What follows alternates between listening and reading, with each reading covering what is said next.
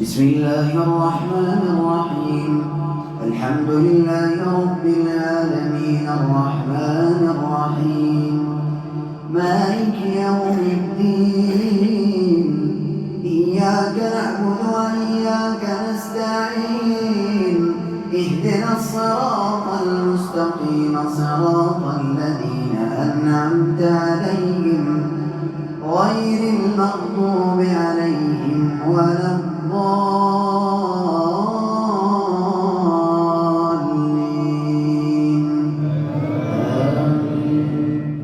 إن هذا القرآن يهدي للتي هي أقوم ويبشر المؤمنين الذين يعملون الصالحات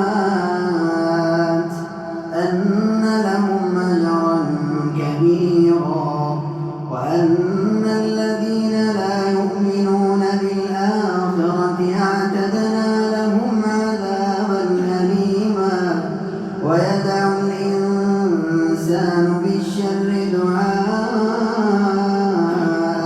بالخير، وكان الإنسان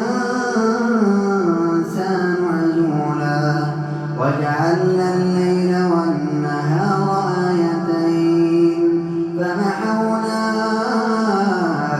آية الليل وجعلنا آية النهار مبصرة.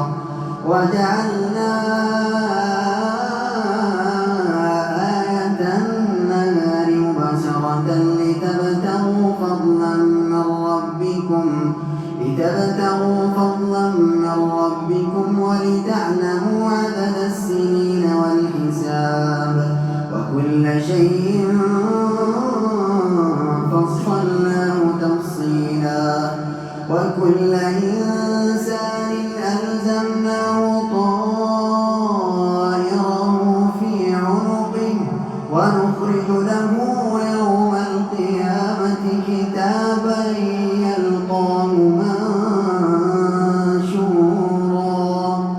اقرأ كتابك كفى بنفسك اليوم عليك حسيبا. من اهتدى فإنما يهتدي لنفسه، ومن ضل فإنما يضل عليها، ولا تزر وازرة وزر أخرى. وما كنا معذبين حتى نبعث رسولا.